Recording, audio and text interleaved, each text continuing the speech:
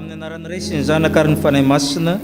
Amen. Ho amintsika rehetra ny fahasoavana mba ny fiadanana avy amin'Andriamanitra rentsika sy Jesosy Kristy tompontsika. Alahady voalohany amin'ny volana septambra resahantsika momba ny finoana. Velon'ny finoana ny mpino. Horaintsika ny rafalevantsika eo anomboantsika ny fotoana.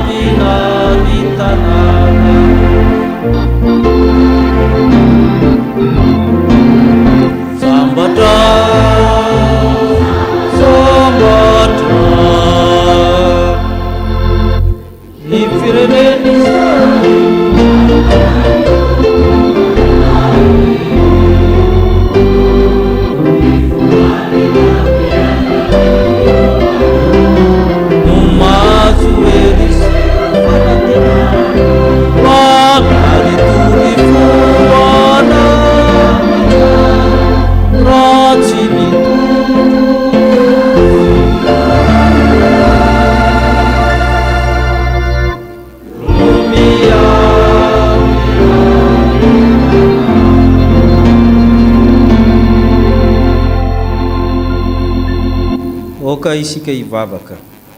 Misaranao zay tompo fa naniraka ny anjelinao masina ianao. Niaro tory ny ambina anay. Misaranao zay tompo fa nitatananao ny vimbinao zay rehetra nataonay ka naombo teo amin'ny fiainanay. Misaranao koa zay satria nomenao tombonandro velonaina ka natratra zao alahady voalohany amin'ny septambra izao andro voalohany amin'ny herinandro. Misaranao koa zay satria avozinao isanandro ny famindrampo. Ny maha olom-baovao anay, mahazanak'Andriamanitra anay ny vidina tao amin'ny rany Kristy. Ka raha velonaina trapamonjeny zay dia ianao ny saorana. Ianao ny ankalazaina, ianao ny membonahitra fa sambatra ny firenena zay manana anao. Ko raiso ny fankalazana tompo, raiso ny fisaorana, raiso ny voninahitra zay fanao hatrizay ko mandrakizay. Mianta aminao zay, voreto ny zanak'Andriamanitra, avy amin'ny toerana maro samihafa, endrika fiodirana foko fijery maro samihafa nefa atambatra ho zanak'Andriamanitra. Zava-mahagaga amin'ny fiainanay zany satria zany natao hoe fiangonana. Ko raha miombona eto zay dia masino mba ho fiomborona masina, ho fanipompanahy isitrakao ka ny liturjia manontolo ny sakramenta amasino amin'ny teninao zay, amasino amin'ny fanahy masina zay. Ko tsy misy alamena eto raha tsy efa miona aminao ka mahalalanao ary ho velony ny finoana. Zany nangatany amin'ny anaran'i Kristy le nampianatra anay ivavaka manao hoe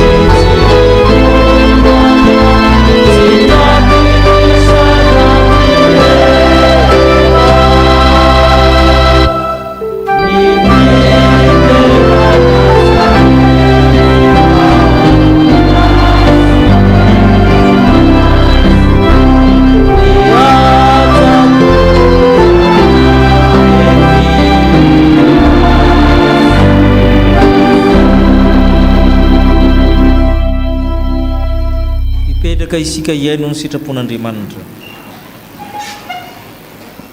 Manana ny didiny tokony tandremantsika ny Tompo, ary manana fitsipika tokony arahantsika.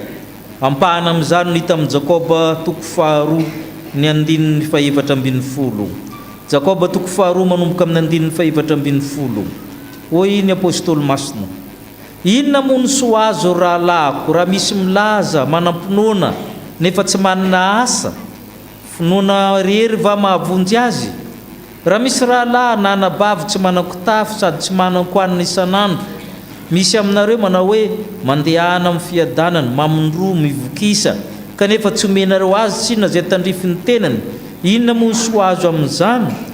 Ary mba toy izany koa ny finoana raha tsy misy asa dia maty mihitsy. Ianao mino fa iray Andriamanitra, ary tsara zany. Dia amin'io mba mino, ary mino zany ka dia matahotra. Moa tsy fantatrao va ry olom-pona fa tsy vanina ny finoana tsy misy asa. Maty ny tena raha tsy misy fanahy, maty koa ny finoana raha tsy misy asa. Amen. Sambatra ny mety lalana zay mandeha araka lalàn'i Jehovah. Sambatra zay mitandrina ny teny vavolombelony ka tady azy amin'ny fony rehetra. Amen. Ndeha isika hivavaka, ndeha isika nitry tena hifona fa tsy natateraka izany amin'ny tenin'Andriamanitra izany isika. Tompoan'ny finoana dia mahavonjy, nefa ny finoana dia tahaka ny fitaovana ampilatananay. Raha tsy ampiasaina dia mipetra-potsiny, raha tsy ampiasaina dia maty mihitsy aza. Tahaka ny taova rehetra amin'ny tenanay ny finoana, raha tsy ampiasainay mandavan-taona ny tananay dia tsy hihetsika tsony izy. Koa mamindrafo aminay Tompo, sy nahay nampiasa ny finoanay izahay, na tamin'ny asa, na tamin'ny teny, na tamin'ny fanompoana amin'ny fiangonana, na teo amin'ny ankonana, na tany amin'ny fiarahamonina, dia nandika ny didinao izahay. Tsy tafakatra tamin'ny fiainam-pinoana izay ka nanao tao foana, na naratsy ny hafa, nanenjika ny hafa, indrindrandrindra nanao izay tsy rariny, nanao izay tsy mamendrika ny mahazanak'Andriamanitra ka manjary tsy miasa ny finoanay. Sasao madio izay efa kely kardiovy ny fonay ampafahotana, betsaka tsy matateraka anay na tamin'ny teny na tamin'ny natao. Mba ino ny vavaka mangina sandratray ho fofonanay ho natrehanao.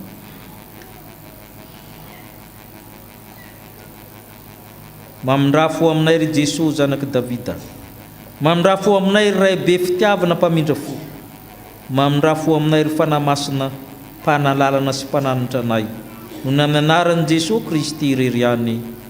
Amen. Amen.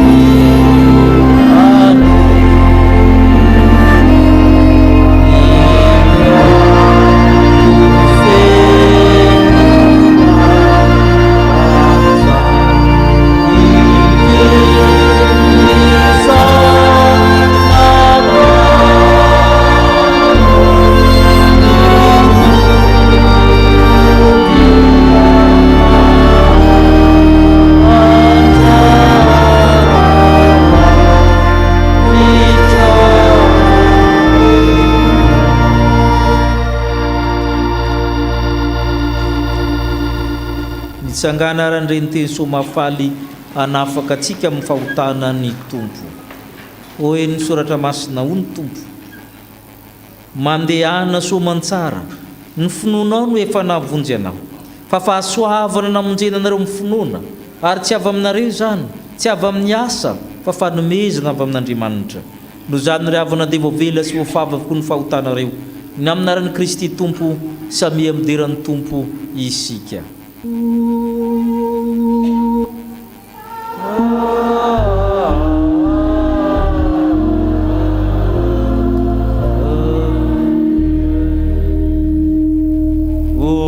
Ninahaitrany amin'ny avo indrindra ho an'Andriamanitra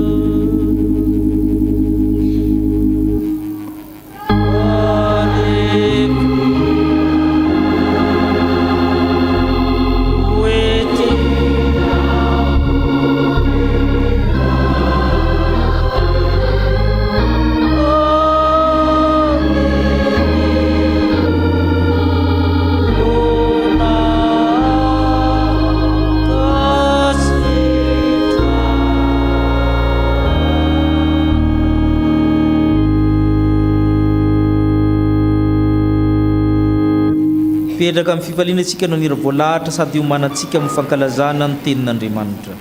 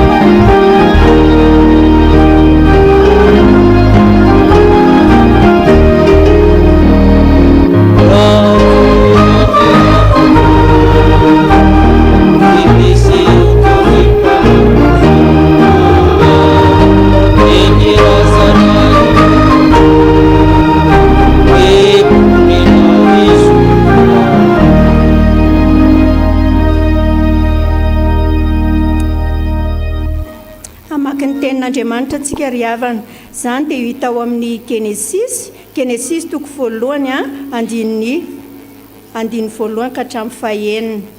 Genesis toko voalohany Genesis toko 10 andiny voalohany ka hatramin'ny fahaenina. Safady raha hiaretantsika izany dia vakiana amin'ny anaran'i Jesosy. Ary rehefa izany dia tonga tamin'ny Abrahama ny tenin'i Jehovah tamin'ny fahitana ka nanao hoe aza matahotra ry Abrahama, izao no hampinganao sy valipitỳ lehibe indrindra ho anao. Ary hoy Abrahama, Jehovah Tompo, inona no homenao ahy?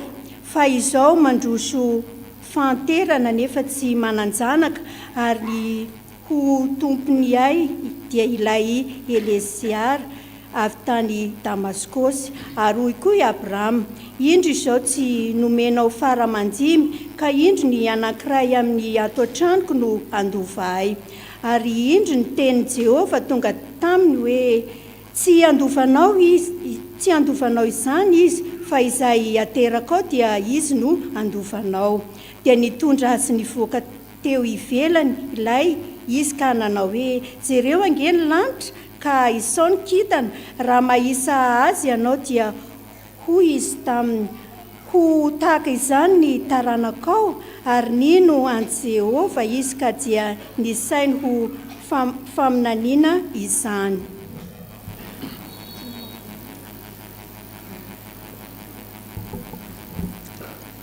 Mbola hotizatsika ny famakinany teny soratra masina. Zany dia hitantsika ao amin'ny epistily soratan'i Paoly ho an'ny Romanina toko 4, vakina eo amin'ny 1 ka hatramin'ny 12.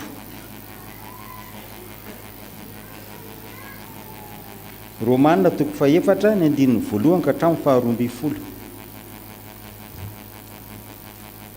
Inona ary no lazaintsika hoe fahazon'ny Abrahama razantsika araka ny nofo, fa raha asa no nanamarinan'ny Abrahama dia misy iriariany ihany nefa tsy amin'Andriamanitra.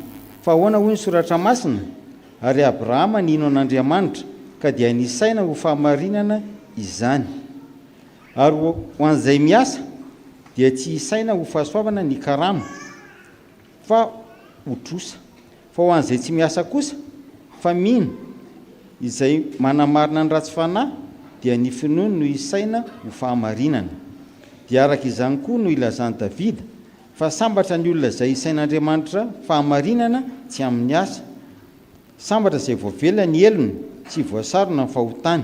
Sambatra izay olona tsy isain'i Jehovah eloka. Koa izany fahasambarana izany moa any voafora ihany va sa any voafora koa? Fa lazaintsika fa ny finoana no nisaina ho fahamarinana Abrahama. Ary ahoana no nansana izany? Tamin'izy efa voafora va sa fon'izy tsy mbola voafora? Tsy tamin'izy efa voafora tsy akory, fa fon'izy tsy mbola voafora. Ary ny famorana izay famantarana dia noraisiny ho tombo-kasen'ny fahamarinana amin'ny finoana izay nanana amin'ny fon'izy tsy mbola voafora, mba ho rain'ny olona rehetra izay mino izy, na dia tsy voafora aza, mba isaina ho an'ireny ny fahamarinana. Ary ho rain'ny voafora dia tsy izay voafora ihany, fa izay mandeha araky ny dian'ny finoany Abrahama razantsika koa, izay nanana ny fon'izy tsy mbola voafora.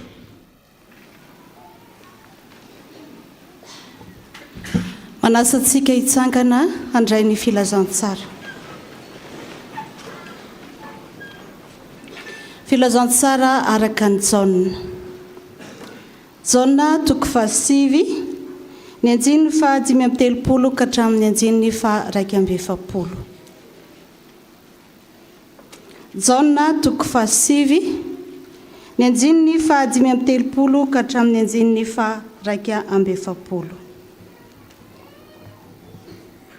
Vakina amin'ny anaran'ny Tompo. Jesosy nandrefa efa nandroany raha lehilahy, ary efa nahita azy izy dia nanao hoe, mino zanak'Andriamanitra va ianao? Raha lehilahy namalika nanao hoe, iza moa no izy tompoko mba hinoko azy? O Jesosy taminy, efa nahita azy ianao, sady izay miresaka aminao zao no izy. Ary hoy izy, tompoko, mino aho. Dia ny ankohaka teo anatrehany izy. Ary hoy Jesosy, ho fitsarana no nahatongavako amin'izao tontolo izao, mba ahiratra ny tsy mahiratra, ary mba ho tonga jamba kosa ny mahiratra. Ary ho fariseo sasany izay teo aminy nono nandray izany dia nanao taminy hoe, izay koa va mba jamba? Hoy Jesosy taminy, raha jamby ianareo dia tsy ho nanan-keloka, nefa hoy ianareo ankehitriny, mahiratra izahay dia tsy afaka ny elokareo. Amen. Ray masinao anosinana ny fahamarinana, ny tena ny fahamarinana. Amen.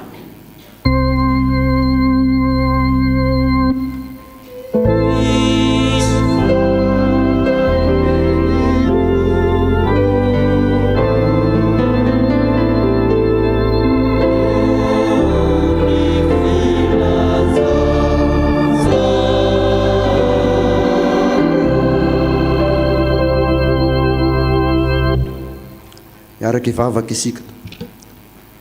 Saotranao izahay Andriamanitra rainay eo, rainay tokoa ianao ka tsy mitsahatra miteny aminay, mampahafantatra anay ny sitraponao sy izay tianao iainanay. Misaotra fa voavaky teo ny teninao, izay fanilo ny tongotray sy fanazavana ny lalanay. Koa raha iaino ny hafatrao, izay ampitondrainao ny mpanomponao izahay, dia mangataka ny fanahinao masina izahay, hitarika azy, ka izay teny sy sitraponao ihany no hovoambarany aminay. Ny fanahinao masina koa no angatahanay, ampangina ny feo rehetra izay tsy avy aminao, ampifantoka anay amin'ny teninao mba handraisanay ny hafatra sy izay tianao lazaina aminay, ka ahaizanay miaina izany amin'ny androm-piainanay rehetra. Dia amin'ny anaran'i Jesosy nanaovana zavamavaka izany, misaotra ray eo. Amen.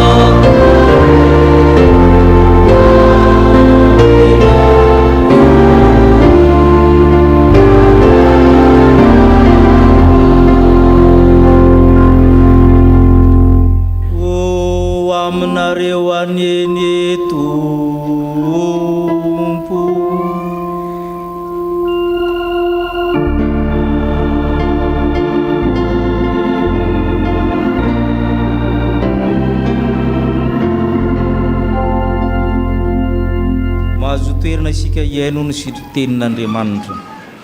Filazantsara araka ny Jauna. Misy teny fanalahidy lehibe eo amin'ny Jauna dia ny teny hoe famantarana na signe. Signe, signe hoy izy ny teny anglisy.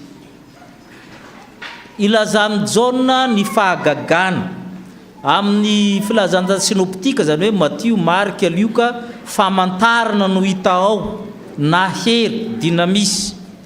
Fa i Jauna tsy tia teny hoe fahagagana, misy antony tsy itiavany azy, fa izy mampiasa hoe famantarana. Ao amin'ny Jauna dia misy fahagagana 7 izay antsoina hoe famantarana. Ho jerentsika zany ireo famantarana na signe, semea amin'ny teny grika na zany hoe semiotique, sémiologie. Ny famantarana voalohany na ny fahagagana voalohany hitantsika amin'ny toko faharoa, andeha sesitsika. Toko faharoa ny andininy voalohany hatramin'ny faharoa ambin'ny folo. Io natao hoe famantarana voalohany na fahagagana voalohany raha amin'ny sinoptika. Vakitsika anie ny soramandry, ahoana ho sisy?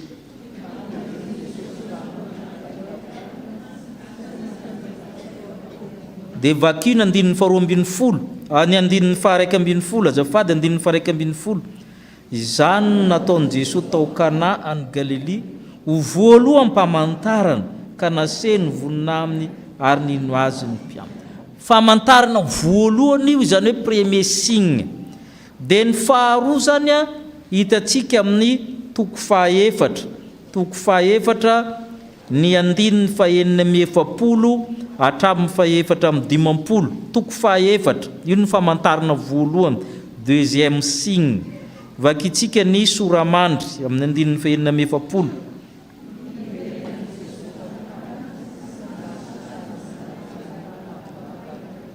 Dia vakitsika ny andininy fahefatra 50 milaza hoe io ny deuxième signe. Ahoana ho sisy?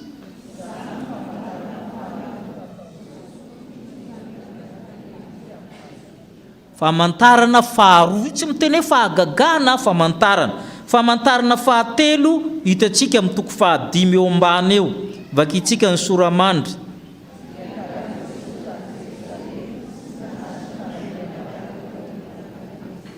Fanasitranana teo amin'ny fariny Betesda. Famantarana fahatelo zay. Famantarana fahefatra amin'ny toko fahaenina. Toko fahaenina. Vakitsika ny soramandry.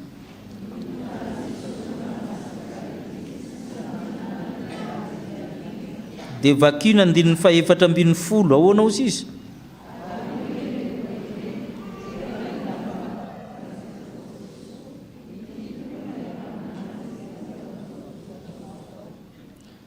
Famantarana fahafiry zay. Famantarana fahadimy io ambany io ihany, andininy fahaenina ambin'ny folo, vakitsika ny soramandry.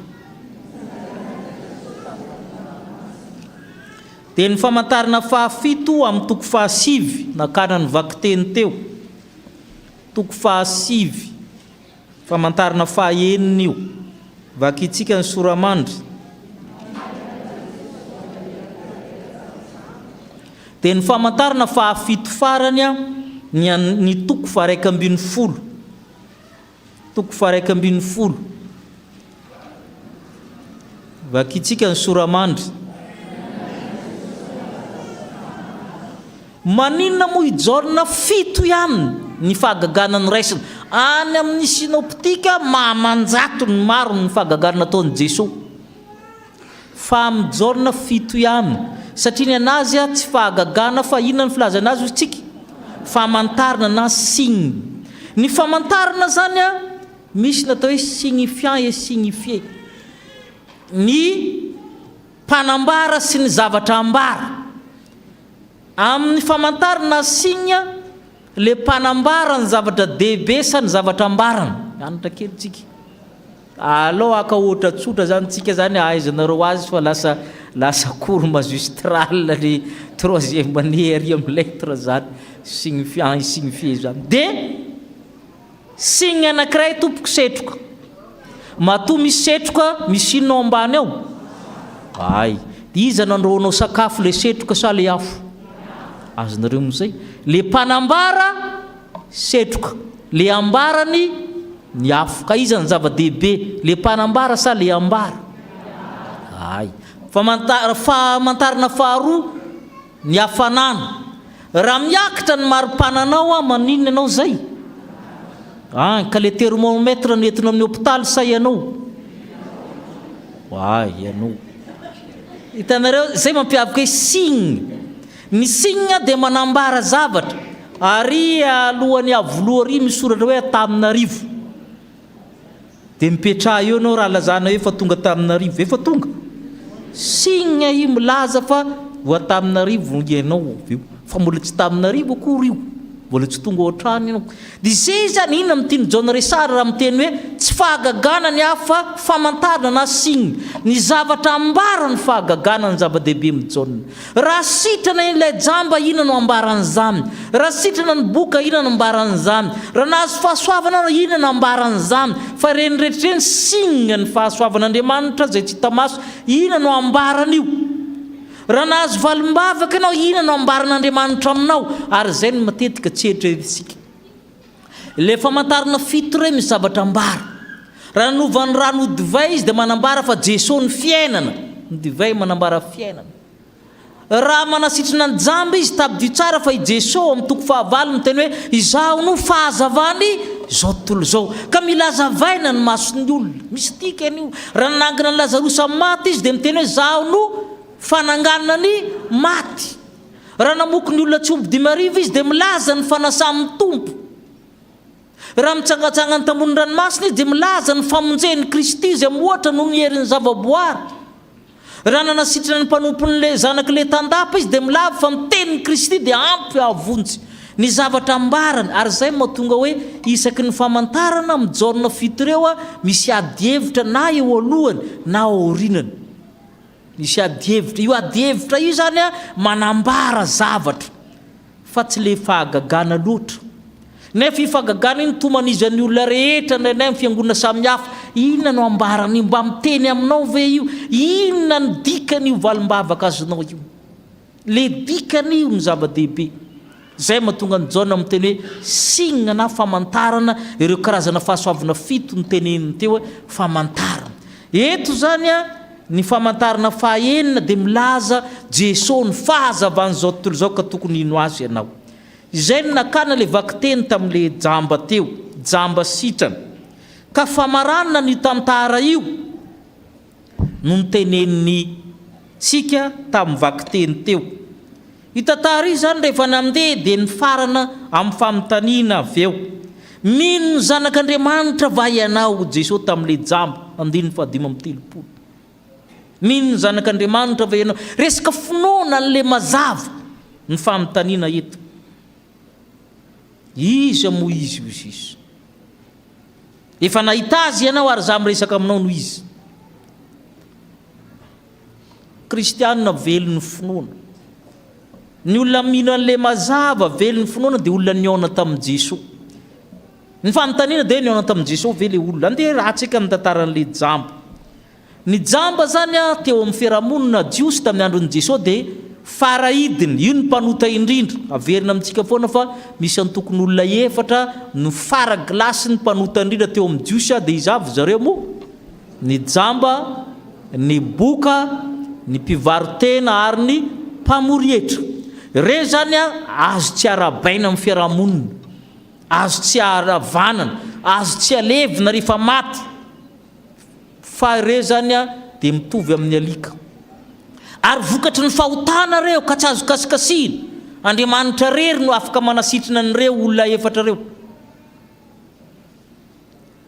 dia izay ny kolotsaina tamin'izany ka natonga ny olona nanontany ty rangahy ty jamba trany ankibony renina aveugle-neo izy ny teny frantsay nanontany ny mpianatra hoe le zalahy io ve ny nanota sa ny ray aman-dreniny satria kidy jamba nisy nanota tao ambadimbadika tao ka Jesosy tsisy diran'izany io fa nehoana ny voninahitr'Andriamanitra dia lasy Jesosy nanatona n'le jamba tsy le jamba ny nanasa azy tsy mitovy ary amin'ny Matio Marka hoe ry zanaky Davida mamin'ny raha fo aminay tsy say fa nazava amin'i Jesosy fahazavany zao tontolo zao Hitantsika zany amin'ny andinin'ny fahadimy aseko fa fahazavana ho Jesosy.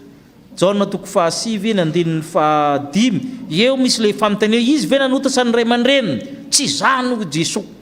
Dia faranana amin'ny andinin'ny fahadimy vakitsika manao hoe raha amin'izao tontolo zao a dia fahazavana zao tontolo zay ny dikan'le signe dikan'le famantarana ho ataon'i Jesosy dia izy fahazavana efa nalefany aloha.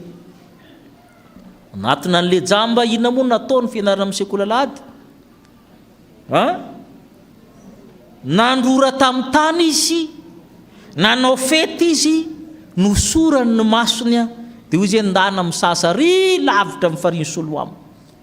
Manahirina ihany zany satria ny maso efa jamba mbola nosorana hotaka.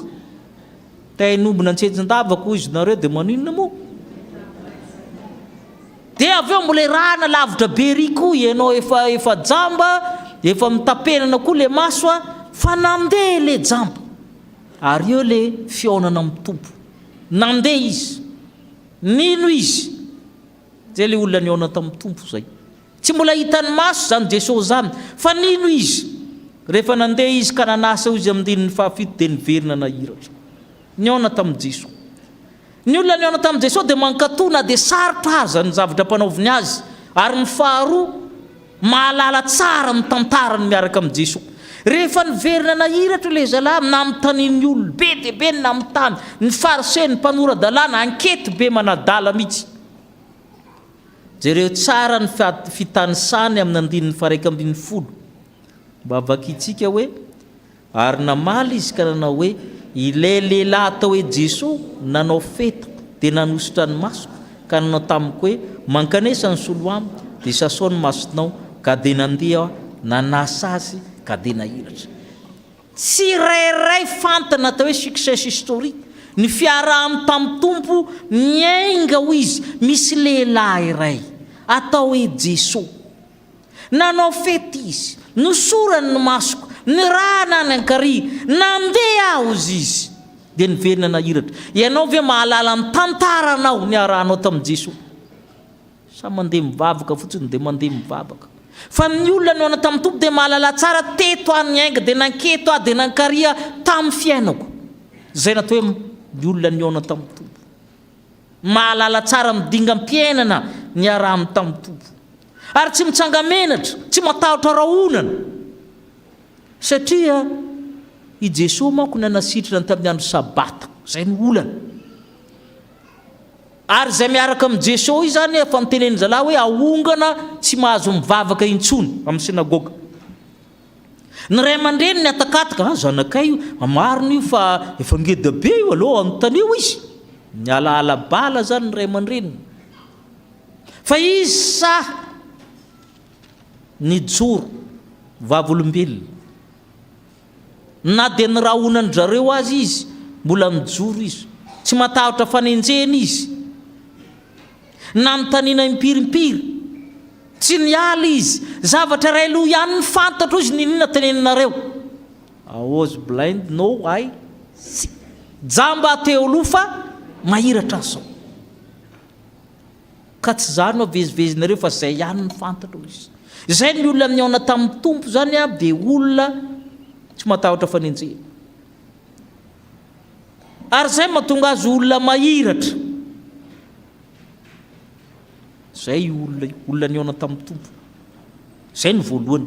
Fa ny faharoa dia olona mahalala tsara ny Jesosy. Mahalala ny Jesosy izy.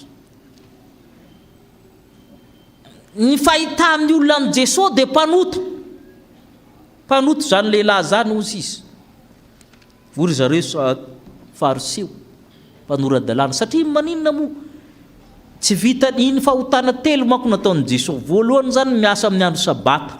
Faharoa nanao feta. Zany nanao feta zany amin'izareo jiosy grave be satria mitovy amin'ny manao inona?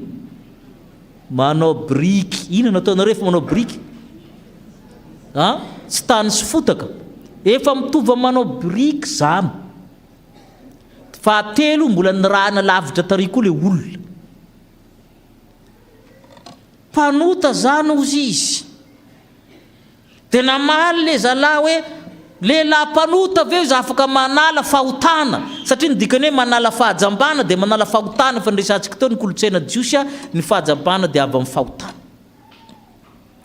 vakitsika ny 9:20 sy ny 7:70 Jaona toko 5 ahoana ozy izy ary ny fariseo sasany satria tsy mitanina ny sabaty izy ahoany sasany ataon'ny lehilahy mpanota ahoana ny fahay manao fahagantony zany dia ny saratsaina izy aharondray izy tamin'le jambo ahoana ny lazanao azy fa nampahiratra ny masonao izy ahoana ozy izy mpaminany ozy izy nareo ihany malaza azy mpanota ozy izy fa za mahita hoe mpaminany farafakely ary zay le olona samijoro za ianao ve samijoro amin'izany rehefa tenenin'olo hoe jesonao razam-bazaha e sy sisa lany ano inona ny mba teneninao amin'ny arahanao tamin'ny tompo za mpaminany izy ninona teneninareo ary izy tena nahazo ny mafy izy satria leo izy ny farany mba olombelona ihany amin'ny tanina isika ny mihetsika dia jereo ny navalina amin'ny 9:20 sy ny 7:20 fa ny fahalalany natao hoe Jesosy vakitsika 9:20 hatramin'ny 7:20 dia hoy izy taminy inona ny nataonao nahoana ange nampahiratany masonao dia namaly hoe izy efa voalazako taminareo fa tsy niaino ianareo nahoana ny teo iainondray ianareo mo teo mpianany koa va ianareo dia nanaivateva azy izy ka na hoe ialany mpianany fa zay mpianatry Mosesy zay malala fa Mosesy ny tenenan'Andriamanitra fa tamin'izany lehilahy zany dia tsy fantatra izy niavina efa impiripiry mamitany bona maly amin'izay izy hoe efa lazaiko teo fa nareo tsy haino hosizokinina ndray nareo nga teo mpianana midika mitenena o mpianana fasahina ngedabe zany hoe irairazalahy ty zany na mbola tsy nahita amin'ny Jesosy satria mbola tsy nahita azy izy mbola jambo izy teo efa nilatsaka mpianatra Jesosy izy nareo kongomba teo mpianana ozy izy dia namaly zalahy ialany mpianana fa zay mpianatry Mosesy ary zay nefa tariny olona mahalala ny Jesosy izy nilatsaka mpianatra Jesosy izy na mbola tsy nahita ny Jesosy ary tsy vitan'izany fa namaly koa izy aveo amin'ny 2:30 hatramin'ny 4:30 ndray vakitsika 2:30 4:30 teny le jambo hoe atraitr'izay tsy mbola misy rehefa nisy nampahiratra mason'izay teraka jambo raha tsy avy amin'Andriamanitra zany lehilahy zany dia tsy mahefa na inona na inona izy ary namaly reko na taminy hoe tena teratera amin'ny io tialahy ialàndray va nampianatra anay dia noroahany izy nampianarin'le jambo ny fotikevitra reo dia hoe ny fahajambana dia avy amin'ny fahotana ka moa ve olona mpanota mahafaka fahotana tsy voavaly mako atraitr'izay tsisy nampahiritra jambo ozy izy satria manala amin'ny fahotana midikan'izany ka ahoana ny lazanareo mpanota io hoy izy ianareo ndray lahandray ny lasa profinay eto dia noroahany zareo izy ary zay zavatra izay ny sara ao an-tsaintsika hoe ianao ve afaka milaza mijoro fa efa niaona tamin'ny tompo ka mahalala azy misy zavatra niarahako tamin'ny tompo ka tsy azonareo ozongozonina ninina teneninareo tsika rehetra dia ozongozon'ny olona dondomin'ny olona hoe za mpianatra anao mony Jesosy na pastera ary dia dondomin'ny témoin ao mbavahady zay mpianatra anao an'i Jesosy 12 taona nandaninako teolojia izy laza fa mpianatra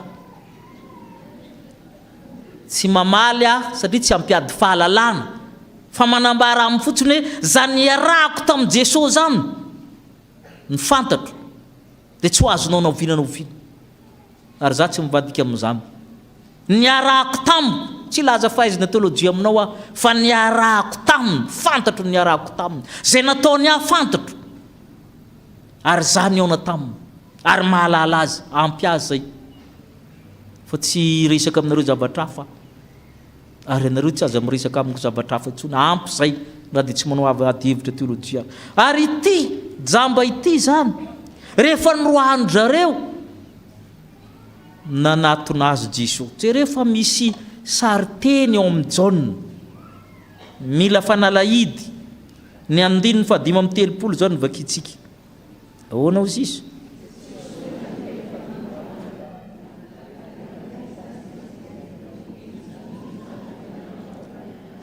ianao zany a mila miona am Jesosy fa tadidy tsara fa tsy ny olona rehetra manko am-piangonana ny mahita ny hita ny Jesosy. Jere tsara le teny hoe rehefa nahita azy izy mila hita ny Jesosy ianao. Fa betsaka ny olona tsy hita ny Jesosy ato am-piangonana. Aza mba tandrify ny sezanao zany tsisy olona. Amin'izy mijery zao a tandrify ny sezanao tsisy olona.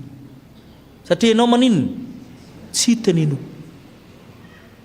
Fa mila hitany ianao. Zay ny dikan'io. Rehefa nahita azy Jesosy satria fantatra Jesosy ny zavatra rehetra nataony a tonga Jesosy ary mahita azy.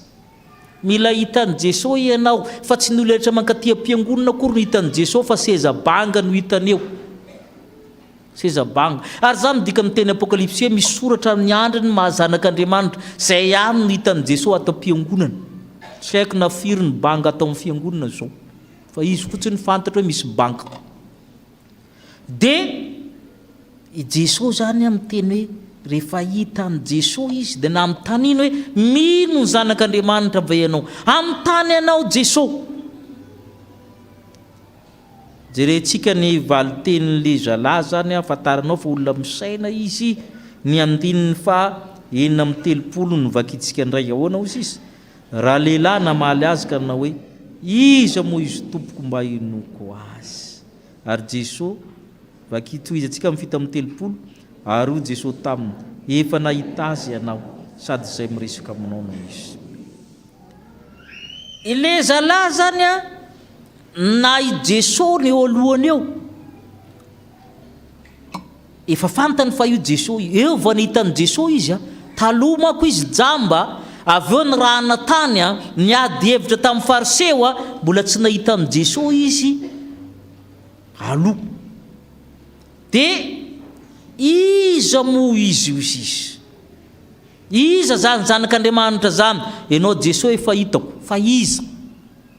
Mila manadiady ny finoantsika iza marina ny fahalalanao ny Jesosy. Dia ny teny taminy efa nahita azy ianao. Io koa zany misy fanalahidy. Le efa nahita azy io a amin'ny filazam-potoana ankehitriny sa lasa perfect tense ozy izy plus que parfait. Zany hoe efa ela be ianao nahita azy fony ianao mbola jamba dia efa nahita. Zay ny dikan'izany. Satria ianao a nanaiky nasiko feta, nanaiky ny rako, niady ho anahy ianao tomason'ny olona. Tsy natahotra ny ray aman-dreninao ianao, tsy natahotra ny fariseo ianao, tsy natahotra voaroka ianao. Efa nahita azy ianao. Ianao koa ve efa nahita ny Jesosy? Inona ny efa nataonao ka ilazao amin'ny Jesosy hoe efa nahita ianao? Sao leonao le mbola tsy nahita azy, ianao le jamba sy mahantra ary miboridana. Fa ny olona hitany Jesosy dia efa nahita azy taloha. Zay ny dikany hoe efa nahita azy ianao ary za miresaka aminao noho izy. Zany hoe efa nahitanao taloha, zao anao mahita koa ianao zao. Ity jamba ty zany jamba mahiratra. Mahiratra ny fanahy. Ary ny fanahy tokony ahiratra aloha vao mahiratra ny maso. Fa io maso io a mamitaka. Ary zay ny tiany Jesosy resahana amin'ny 9:30 vakitsika. Ary ho Jesosy ho fitsarana na tonga avaka amin'izao tontolo zao. Mba ahiratra ny tsy mahiratra ary mba tonga jamba kosa ny mahiratra. Ny maso dia mety mamitaka fa ny maso ny fanahy tsy mba mamitaka.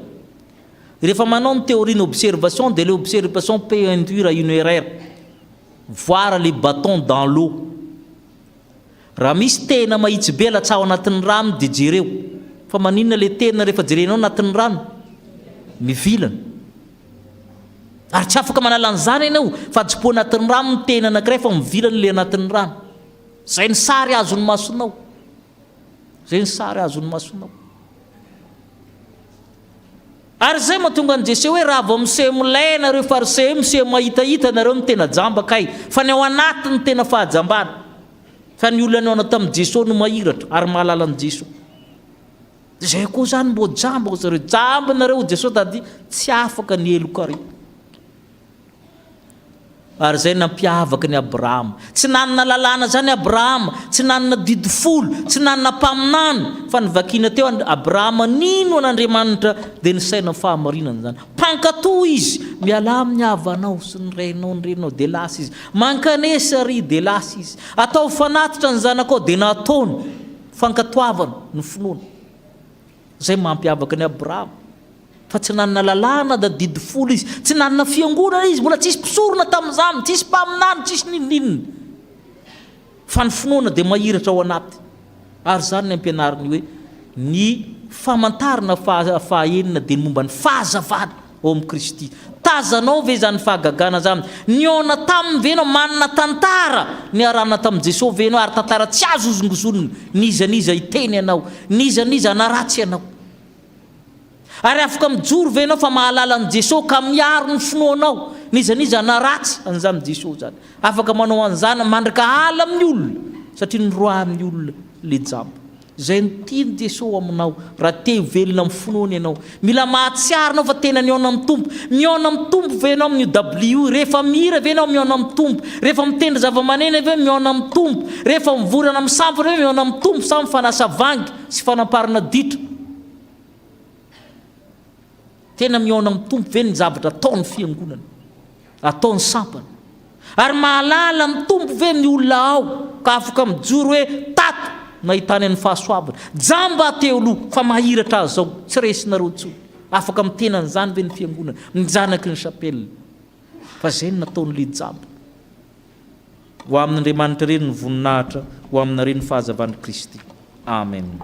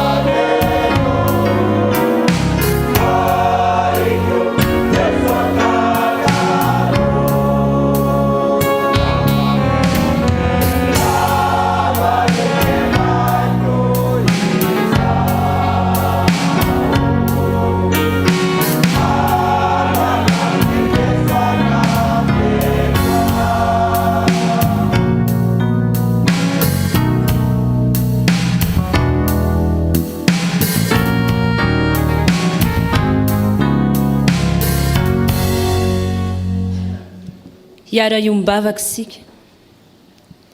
Ry Andriamanitra rainay eo, indreny hatsaranao, fa mbola miteny aminay isan'andro, isa-minitra, isa-tsegondra ianao. Misaotra anao izahay tamin'ny teny izay nampitondrainao ny mpanomponao, ny amin'ny fampafantaranao anay ny amin'ny maha-kristianina velon'ny finoana anay tsirairay avy. Nampianatra anay ianao fa ny kristianina velon'ny finoana dia olona efa tafiaona taminao Jesosy Kristy, olona efa mahalala tsara anao Jesosy Kristy. Manoloana ny teninao Tompo, dia misy fandriana tsara ao anatinay. Mba te ho isan'ireo izay mankatona dia sarotra aza ny asainao atao. Anisan'ireo izay mahalala tsara ny tantara niarahana taminao Jesosy Kristy, tsy mitsanga menatra, tsy matahotra rahonana, tsy matahotra enjehana. Eny Tompo, miady ho anao Jesosy Kristy mihitsy. Nampianatra anay koa ianao ary tena manana fandriana tsara izay mba tena ho isan'ireo olona mijoro vavolombelonao, mba ho isan'ny olona efa mpianatra ao ka mitaona ny hafa ho mpianatra ao ihany koa, afaka mijoro fa efa niaraka taminao Andriamanitra ka tsy azo ozongozonina. Ary indrindra Tompo, isan'ireo olona izay efa manana fanahy mahiratra ao aminao, efa velona ny finoana ao anatinay. Koa mangataka izahay, atanjao ny finoana ao anatinay, ataovy tafahoana aminao marina tokoa izahay, ka mba tsy ho fotoana verimaina Tompo no andehananay atao amin'izao fiangonanao izao, fa tena fotoana ahitanao Jesosy Kristy anay tsirairay avy. Misaotra indrindra Tompo. Amen. Tsangany sika ariavana, hijoro vavolombelona amin'ny Jesosy Kristy ka ny fanekempinoana izay iraisantsika amin'ny fiangonana masina manerana izao tontolo izao no mataontsika dia fanekempinoana apôstôlika izany manao hoe: mino an'Andriamanitra iray tsy tompanao ny lanitra sy ny tany aho, ary mino an Jesosy Kristy zanan'ilay tokana tompontsika izay nitorotoroana tamin'ny fanahy masina, nateraka Maria Virjiny, nijalika nanapaka Pontio Pilato, nombona tamin'ny hazo fijaliana, maty ka nalevina, nidina tamin'ny fiainantsika, nitsangana tamin'ny maty tamin'ny andro fahatelo, miakatra ho any an-danitra, mipetraka eo ankavan'Andriamanitra iray tsy tompo. Avy any avin'ny tsara velona sy ny maty, mino ny fanahy masina aho, fiangonana masina manerana izao tontolo izao, fiombonan'ny olona masina, famelan-keloka, fitsanganany tena maty, ary ny fiainana mandrakizay. Amen. Mahazo toerana isika ariavana. Iroso amin'ny sakramenta isika, hira fanampin'ny faharoa nandininy voalohany nisy nangataka ho amin'ny sakramentan'ny batisa, dia horaintsika izay hira izay dia asaina hiatrika ny alitara masina ny amin'ny sakramentan'ny batisa.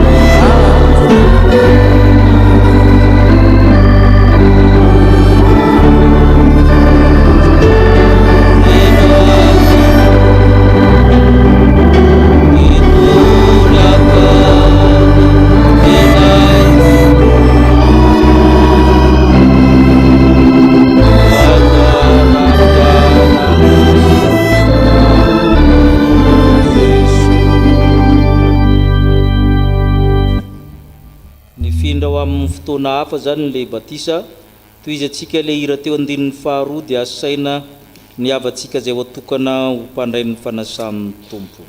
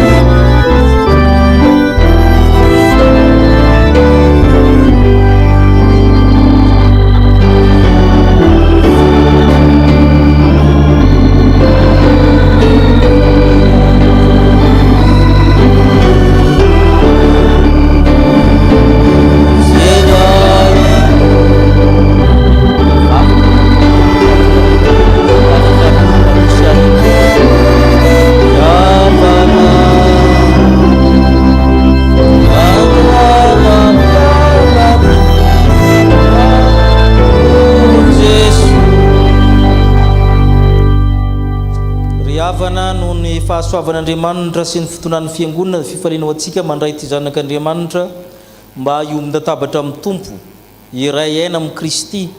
Isika mpanefatra izany tompo rehetra koa dia miombona amin'ny fahatsarovana nanokanana antsika tamin'ny aonantsika tamin'ny tompo koa teo amin'ny tantaram-piainantsika. Efa nampianarina ny fotompinoana Kristy aminy izy, natanteraka ny fanankinany tamin'ny batisy izy, ka atolotra atsika kehitriny mba ho atokana ho amasinina amin'izany. Aoka isika hitsangana angataka ny fanahy masina. Vavaka isika ry raina izay any an-danitro, ray mandrakizay, misaotra anao amin'ny fonay manontolo izahay satria sitraka mantsy ny nametoky anay fa ny teny fikasana momba ny famonjena dia ho anay sy ny zanakay ary ho an'izay rehetra lavitra na iza antsoa ny fitiavana anatiny anao. Andriamanitra tsara sady matoky eo, ny fanambaranao izahay teo amin'ny batisa dia nanokana ny zanakay ho anao izahay ka nangataka ny irotsahan'ny fahasoavanao aminy, ny ampianarinay ny filazantsaranao izy ary niezaka izahay na dia malemy aza mba hitarika azy ho amin'ny fiainana mandrakizay dia ny mahafantatra anao izay Andriamanitra tokana sady marina sy Jesosy Kristy izay efa nirahinao. Ary ankehitriny rehefa nandre ny antsonao izy ka afaka hifidy ankalalahana ny lalana izorany dia indro tonga eto anatrehanao mba hanambara ny finoana.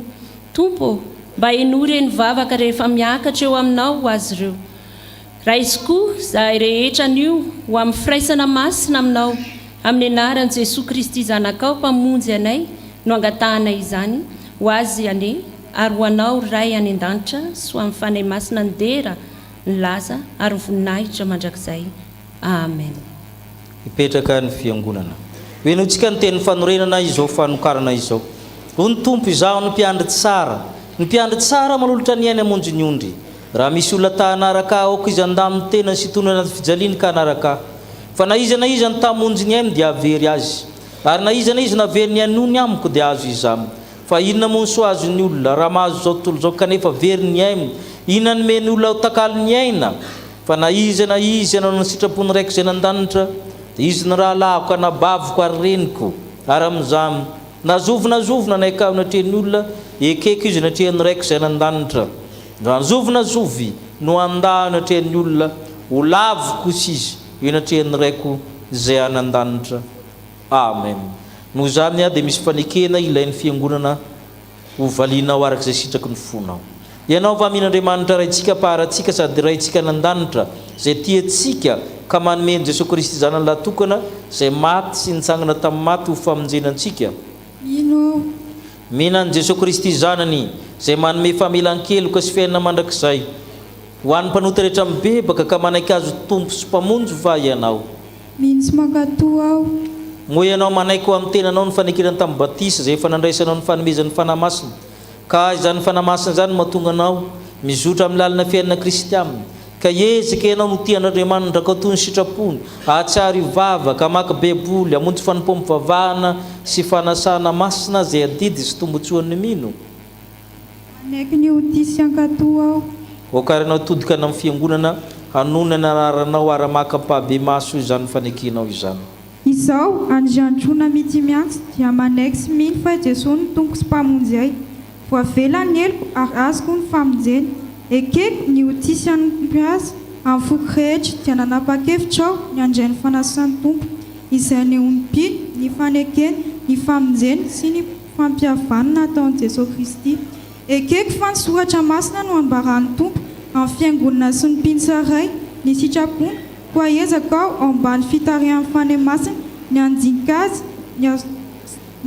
azy sy azoto amin'ny fanarahan'ny fampianarana amin'ny fomba samihafa amin'ny maha isan'ny mino ahy dia atoko ho zava-dehibe sady voalohany fitondrana ny voninahitr'Andriamanitra eo amin'ny fitondran-tenako ary ezaka aho ampiasa ireo talenta sy fanomezam-pahasoavana nomeny ahy mba hanompoko azy eto amin'ny fiangonana sy amin'ny toerana rehetra alehako. Ny herin'Andriamanitra ny ankinako antanterahako izany rehetra izany. Ny herin'Andriamanitra dia omenanao ankehitriny amin'izao fanokarana masina izao.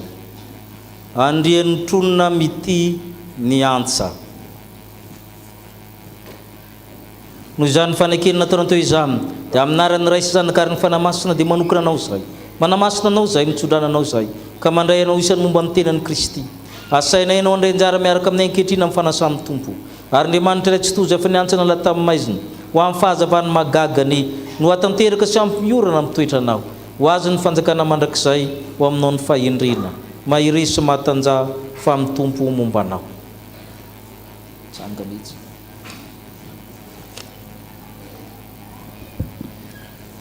Vavaka isika. Ry Tompo Andriamanitra, misaotra anao izahay no ity ora nomenao iainanay eto ankehitriny ity. Apetraka eo an-tananao ray ity mpanomponao izay vao avy nanamafy ampahibe maso ny fanekeny taminao.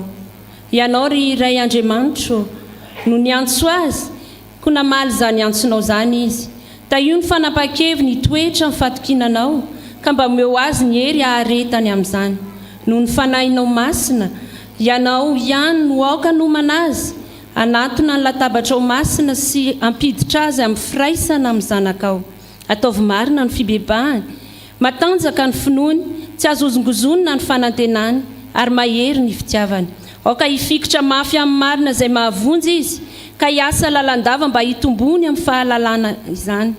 Ary isehony amin'ny kery mandrakariva eo anatrehany izao tontolo izao, ho vavolombelona amin'ny teny sy ny amin'ny asany. Mivavaka aminao izahay Tompo, mba omeo anay rehetra koa ny androso hatrany eo amin'ny fiainana kristianina, mibanjina amin'ny fanjakana mandrakizay izay efa nampanantenahinao ny zanakao. Eno izahay ray ny famindrampo, fa amin'ny anaran'i Jesosy Kristy zanakao malalanao, mpamonjy anay no entinay mivavaka aminao. Amen. Rehefa ndray fanazan'ny Tompo vaovao, tany mafy ny ananao mba tsy siaka ny satroboninahitra ao, mandehana amin'ny fifalian'ny Tomponao. Amen. Raha manana ny hira ny katekomena dia mihira izy, raha tsy manana hira dia ny hira voalahatra.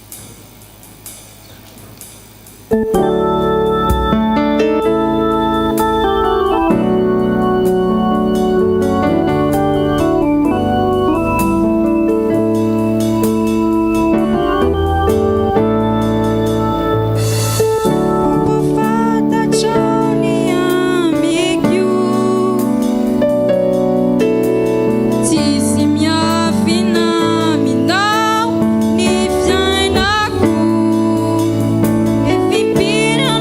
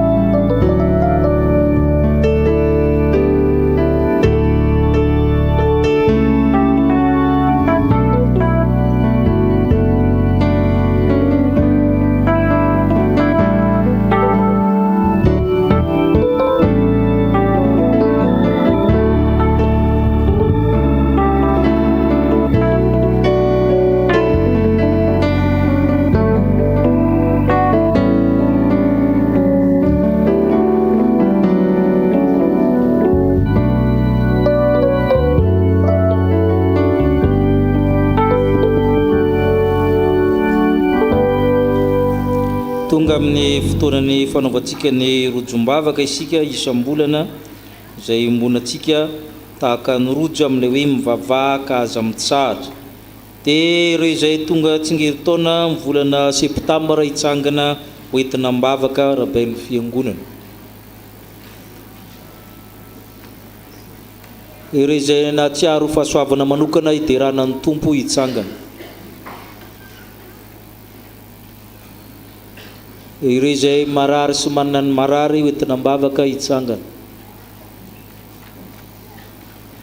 Ireo izay manana olana manokana tolomana mbavaka hitsangana. Ireo izay namony havany nidonam-pahoriana ho ampahirezana hitsangana. Hivavaka isika. Misaoranao izay tompo raha mbola afaka mifampivavaka. Ny fiasan'ny vavaky ny finoana dia mahery indrindra ary fotoana sarobidy aminay fa tsy ho fahazarana izao rojom-bavaka izao. Vavaka manokana izay ho an'ireo izay saraky ny havana. Namoy zanaka, ray aman-dreny, mpiray tam-po, namana, havana. Marary ny aina mokotsaka ny ranomaso ary torovana ny fo. Tebotebo koa ny amin'ny hoavin'ny fiainana. Mivavaka ho azy ireo izay. Kiadiny kambotsy mpitondra teny ianao. Ianao no mamelona ny goaika sy ny voromanidina. Mampitafy ny voninkazo eny an-tsaha. Tsy ataonao ambamin-javatra izy ireo. Voalohany menao azy ny fiadanana. Fiadanako no meko anareo Jesosy. Fiadanako no velako aminareo. Tsy tahaka ny fanomeny zao tontolo zao zany fa ianao fanany fampionana mihitsy no ampionana azy. Fanany fampaherezina no ampahery azy. Ka dia hitraka izy hiatrika ny fiainana.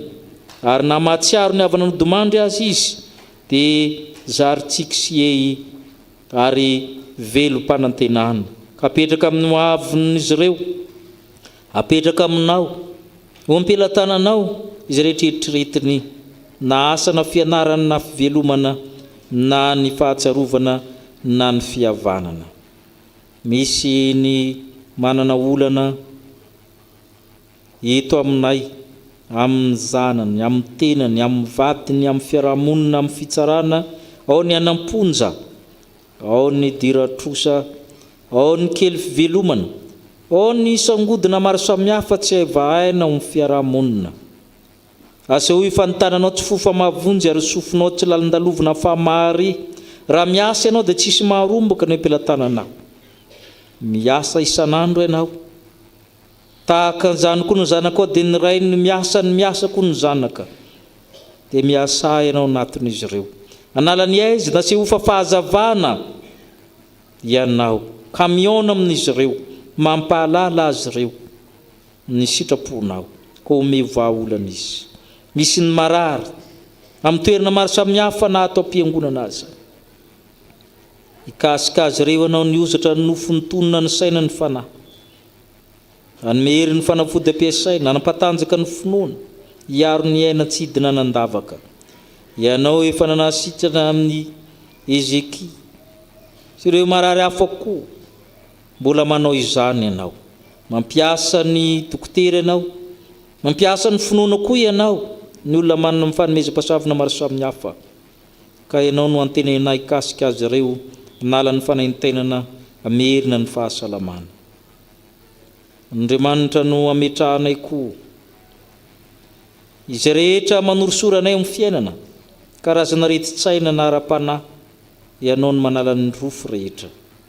Manatona anao ny olona mahatra fahina ary manatona anao ny olona rehetra kehitriny mba hositranonao. Ianao kosa mahalala ny zava-tsoa nomenao an'ireto havanay, fahasoavana ranofo ara-panahy, ara-pananina ara-piarahamonina. Ataovy famantarana aminy izany ka ho fantany tokoa ny dikany nanomezanao azy izany. Satria misy dikany matoa nomenao ireny zavatra ireny hatramin'ny kely indrindra ka hatramin'ny lehibe indrindra.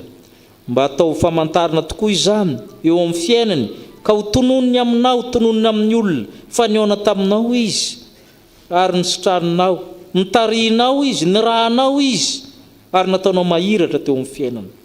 Ka misaotra anao izay ny amin'izy ireo, tsy menatra mijoro amin'ny fiangonana fa nahazo izany fahasoavana izany izy ireo. Nahazo tombonandro amin'izao volana septambra izao reto havanay, ny ampianarinao anisan'ny androny izy ananany foendry na ny volondohany voisanao, ny fiainany manontolo voatsikeranao amin'ny fahatsarana, ny andinindini-piainany, ny fitombon'ny taolana izay iriny izay katsahana dia tsy adininao izy ireo. Menao fofinaina mahavelona amin'ny vavorony ka mbola mahatratra zao volana septambra izao, dia amin'ny anaranao ny arabana azy ireo ho todiny sosiny tsara ho tarinao manjanak'Andriamanitra ka hidiranao hatrana amin'ny zavatra rehetra izy ireo ka toloranay ny tanan-kavanany fihavanana izy ireo. Maro ny tiany angatahana na ny mipetraka na ny mitsangana na ny tokotaminy ny manaraka ankehitriny amin'ny tambajotra tseratsera, jereo isam-baravarana isam-pandriana isa-tokantrano izy ireo. Asehonao fa na mbola tsy mangataka ary izy dia mahalala mihoatra no ngatahany ianao, tsy manomany vato solony mofo ianao na mena rano solony hazan-drano, fa tena mamine amin'ny antonony ary manome izay ilaina izay tsy netriretinay akory ary. Tanterao aminay izany araka ny haben'ny fonao, araka ny haben'ny fitiavanao, satria zanakao izay. Mino ny zanak'Andriamanitra izay Tompo. Amen. Tahatra ny tsingerin-taonareo dia mirary soa indrindra mahazo toerana iroso amin'ny vaovaon'ny fiangonana isika ngataka fiankira fohy.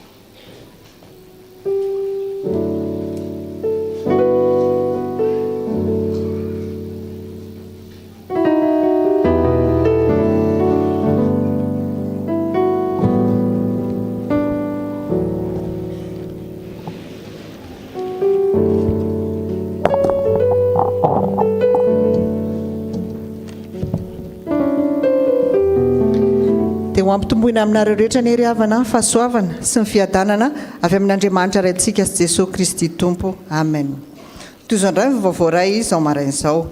Vaovao avy any ivelany. Eklezia Episkopaly Malagasy, Fiangonana Trinité Masina Avaratra Anjoma, Rindran'asan'ny tanora Anglikanina. Aleloia, hideran'i Jehova amin'ny foky rehetra ho Salamo 112 ny andininy voalohany tapany A.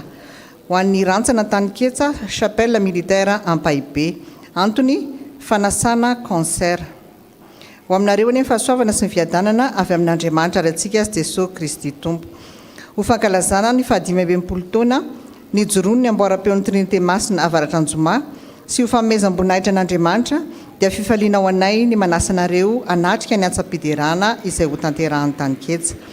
Etona dia faly manasa anareo izahay hiara idera sy andray anjara hira roa amin'ny antsa fiderana izay ho tanterahina ao amin'ny fiangonana Trinité Masina Avaratra Anjoma Ambodifilao ny Alahady 7 septambra 2024 manomboka amin'ny 3 ora tolakandro. Misaotra indrindra ny fiarah-miasa, mifamezam-boninahitra ny Tompo ary manantena ny fihaonana aminareo tsy ho ela. Fiadanan'ny Tompo ho aminareo. Manao siny presbiteran'ny paroasy sy ny komity 5 taona.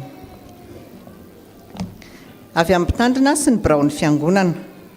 Araka ny toroaten'ny fiangonana dia ho tanterahana amin'ny asabotsy 20 septambra ho avy izao ny fiofanan'ny dekona sy lolona anatiny atsika eto amin'ny chapelle militaire Ampaibe. Atao izany eny Betafo Ambohimangakely. Efa afaka misoratra anarana ao amin'ny biraon'ny sekretariat. Ny rakitra faharoa anio ry havana dia atolotra ho an'ny pasteur Ladio no ho tsodrano mpanambadiany. Anatanteraka famangina eto am-piangonana ihany sika aorian'izao fanompoam-pavahana maraina izao i Jeff ilay concierge eto amin'ny fiangonantsika no namoindreny. Vaovao avy amin'ny sampana. Sampanasa asa fitoriana amin'ny filazantsara. Ho fanomanana ny 15 taonan'ny sampanasa asa fitoriana amin'ny filazantsara izay ho tanterahana amin'ny heriny anio dia miverina isika mpikambana rehetra ny alarobia ho avy izao amin'ny 5 ora hariva eto am-piangonana. Manantena ny fahatongavantsika rehetra, voninahitra ho an'Andriamanitra irery.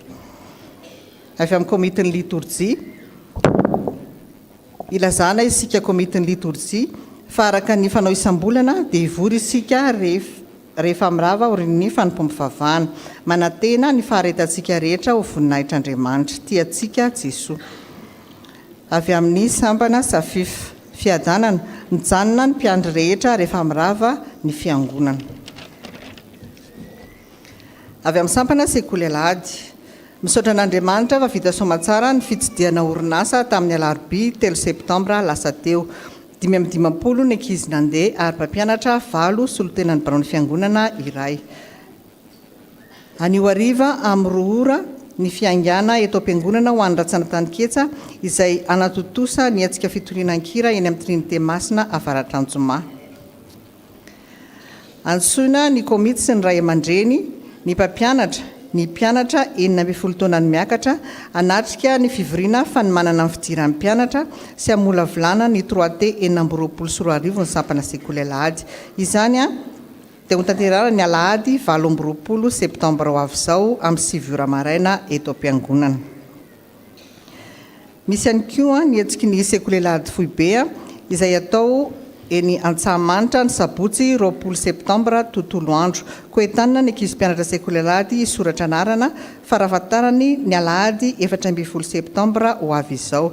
Ny mpampianatra no mandray ny anarana.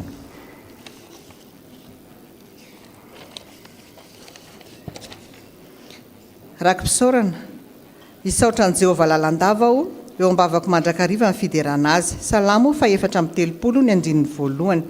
Misaotra raha eo no ireo fahasoavana tsy tambo isaina natolotra ho anao ireny ihany ny voninahitra mandrakizay. Ankiniko aminao hatrany ny fiainako izay rehetra momba.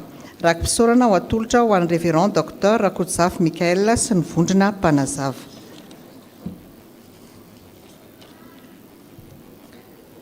Misaorana Jehovah ary fanahiko ary izay rehetra atao anatiko misaorana anarany masina. Salamo fa 3 ny andininy voalohany. Rakim-pisaorana atolotra ho an'ny Sampaty. Fa ny fahasoavan'Andriamanitra no nahatoy izao ahy. Korintianina voalohany 5:12 ny andininy 20. Rakim-pisaorana noho ny fahafahako fanadinana baccalauréat 2024 atolotra ho an'ny sampana sekoly alahady. Voady noho ny fahafahana fanadinana misaorana Jehovah ary fanahiko ary izay rehetra atao anatiko misaorana anarany masina. Salamo fa 3 andininy voalohany sy 2 atolotra ho an'ny fiangonana noho ny fahafahako fanadinana. Taratasy fisaorana ny fianakaviana manontolo dia maneho fisaorana sy fankatelemana anareo rehetra niara-ory taminay tamin'ny fahalasan'ny zanakay zokinay ary ava-malalanay dia i Ramarson Tsurniaina Luciano. Ilay Andriamanitra manakare-pahasoavana ny omba sy hita ianareo mianakavy. Mialatsiny amin'ireo tsy tratra antso noho ny hafenondrano be loatra. Ny famangin'ny fiangonana riavana dia efa totosa tamin'ny heriny anio. Ny fianakaviana dia nanolotra fararakitra ho fanohizana ny asan'ny fiangonana. Dia toy izay indray voavoray ny voninahitra ho an'Andriamanitra ireriana.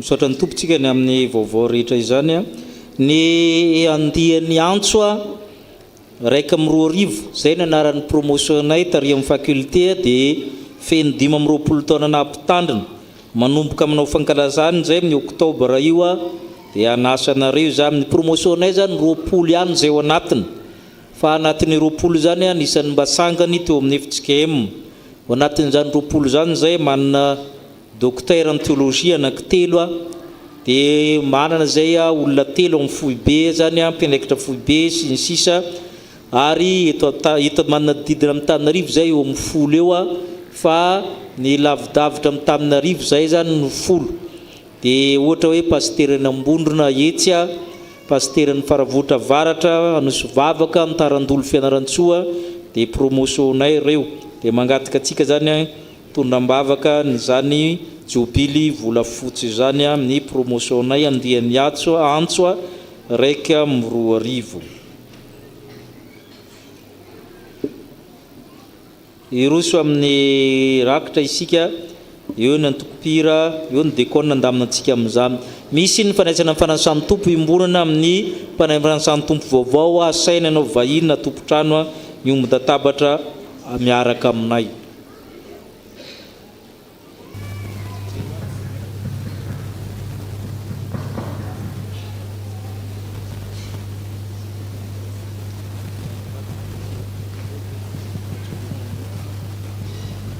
I pastera Valisoka amonjy posta dia anna fitenenana amintsika izy dia mandroso anao atsaloha ato aorian'izay ny président ny fiangonana anankambara amintsika koa sady amaly ny teny fisaoran'ny paster izy no manankamanana vaovao ambara amintsika.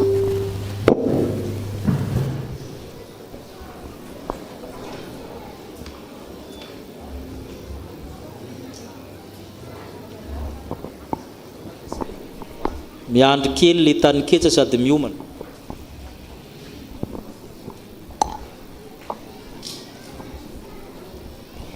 Ary izay nitendreny nantsony koa, ary izay nantsony no amarininy koa, ary izay no amarininy no nomey voninahitra koa. Mijoro eto ny tenako solon-tenanay telo mianaka ny amin'ny fisaorana ny fiangonana Ray Manontolo. Mialohan'izany dia tsy hainay tsy hisaotra an'Andriamanitra noho ny amin'ny fitantanany na totosan'ny fianarana nandritra izay efa taon'izay ny tany amin'ny toeram-panomanana Ambatonakanga. Manarak'izany misaotra ihany koa ny mpitandrina Rakotomanga Mikael Mivady tamin'izay rehetra nataony tolo-kevitra, fanohanana, fampianarana, ny fanitsiana indrindra ny fitaizana sy izay rehetra ny fanaraka tamin'izay.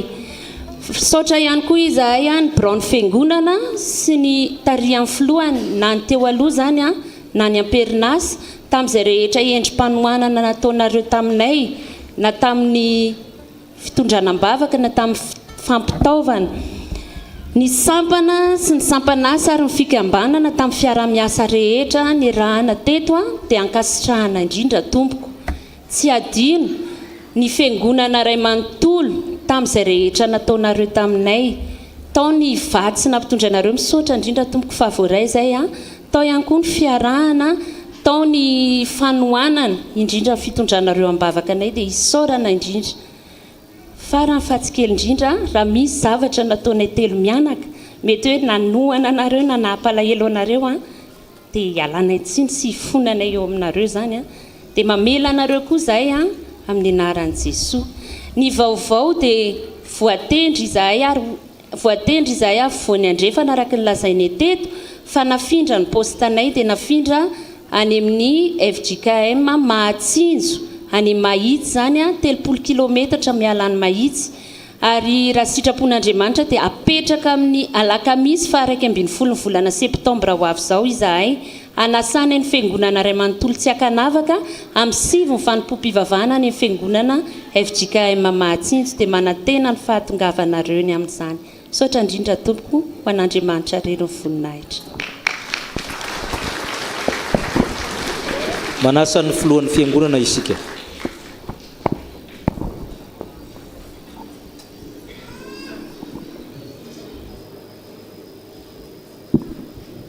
Somary mijanona kely ohatran'le milahatra bus ihany nareo ary fa tsy mitabataba koa ro dikazany.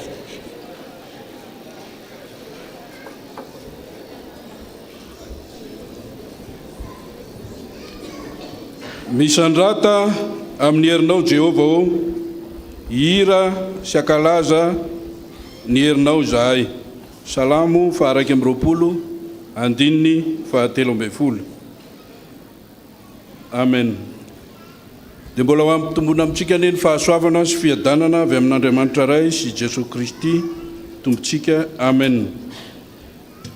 Joreto ny tenako miarahaba ny fiangonana amin'ny anaran'ny Tompo. Ampahafantatra ny zavatra efatra aloha. Nefa alohan'izay dia nisy teny nataon'ny paster teo dia hisaorana be dia be ny amin'ny teny mamy natolotra ho an'ny fiangonana teo dia mivavaka ao anao ny fiangonana. Inona fa isy ny solotena andeha amin'izay amin'ny lakamisy izao lakamisy any amin'ny FJKM Mahitsy Mahatsinjo any Mahitsy. Zay zany dia manasa antsika fiangonana zay afaka anatrika izany fotoan-dehibe izany. Ny zavatra ampahafantarana ny fiangonana dia voalohany indrindra izao hitantsika izao ny tranon'Andriamanitra izay ivavahantsika. Misy ny ezaka fanatsarana izay efa natao. Ao anatin'izany ny fanatsarana reny seza ipetrahantsika reny, ny fanatsarana ny trano fivoanana ny toalety ozy izytsika, nisy atao hoe fanamboarana izy ao nezahana mba nasina hidiny mba tsy sinny atao hoe fanombana. Eo ihany koa ny fanatsarana eo anivony amin'ireny varavarana, indrindra moa ery amin'ny fidirana ery anoloana sy ny ato amin'ny sisiny ato, ny fiambenan'ny miaramila ao ivelany eo, ny lafiny teknika ihany koa, ary indrindra iarahantsika mahita ny plafond ao ambony ao.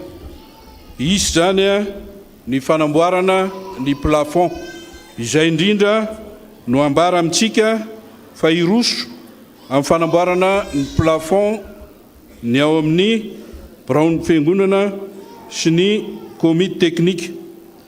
Tsara mpahafantarina ihany fa ny chapelle militaire dia eo ambany fiahin'ny ministera ny folo alin-da, ka nisy ny fangatahana, nisy ihany koa ny fampiresahana teo amin'ny pray finoana ao amin'ny katolika. Izay indrindra ihany koa no ampitaina amintsika fa nisy ny fanasana ny filohan'ny fiangonana amin'ny asabotsy sy alahady ho avy zao fa 14 ny volana septambra, zay hitokanana ny trano salle d'œuvre ny katolika eo ambany. Zany moa dia manambara ny fiarah-miasa eo amin'ny fitaizam-panahy protestanta ho an'ny folo alin-dahy sy ny fitaizam-panahy katolika ho an'ny folo alin-dahy, zay miaraka ato amin'ity trano ity. Ny fahatelo, raha atao zany ezaka rehetrarehetra zany ny fanatsarana dia misy no enti-manana, zay indrindra no hitodiana amin'ny fiangonana, ary efa fanaontsika ihany koa izy ity isa-taona ny fanaovana ny valopy. Koa araka ny fandaminana dia amin'ny volana oktobra ho avy izao dia isy ny ezaka valopy ho fanatsarana ny trano fiangonana, ka aoka samy homana amin'izany isika rehetra.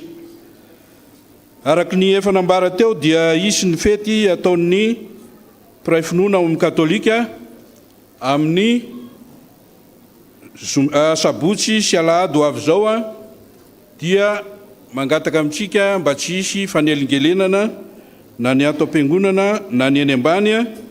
Rehefa vita izay fety izay araka ny fampiresahana tamin'ny zareo dia hanomboka ny asa fanamboarana ny plafond, izay indrindra nitondrana ny teny eto amin'ny mety fanelingelenana.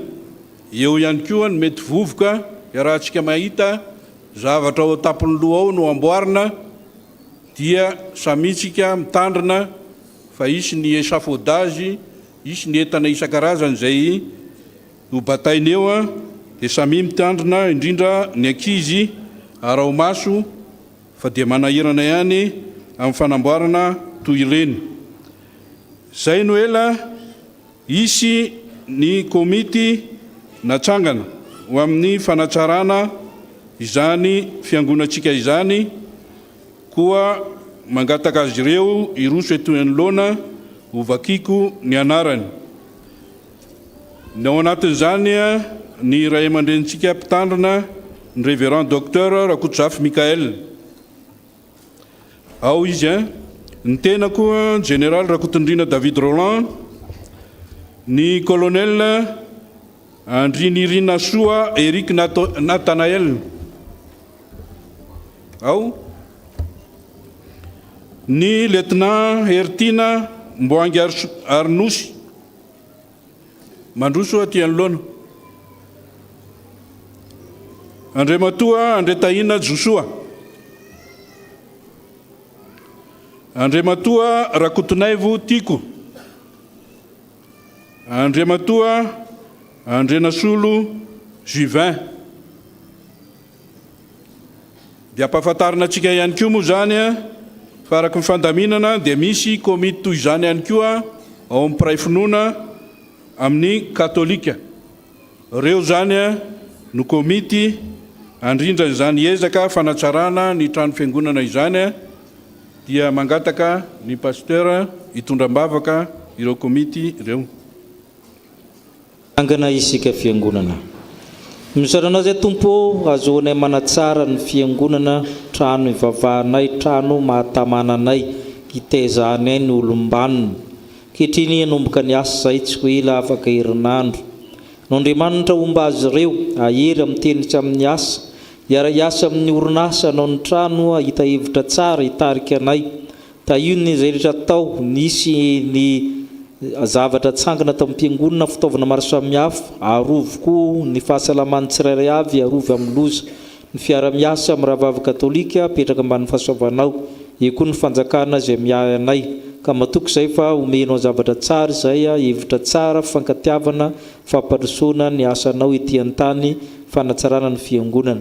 Ka ny fahasoavanao omenao azy ireo ary ny fitiavanao hitoetra aminay. Ny amin'ny anaran'i Jesosy Kristy rirany. Amen. Ipetraka ianareo.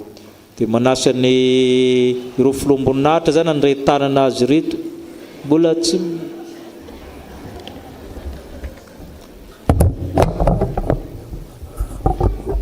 ny fitandrina ambambady zany.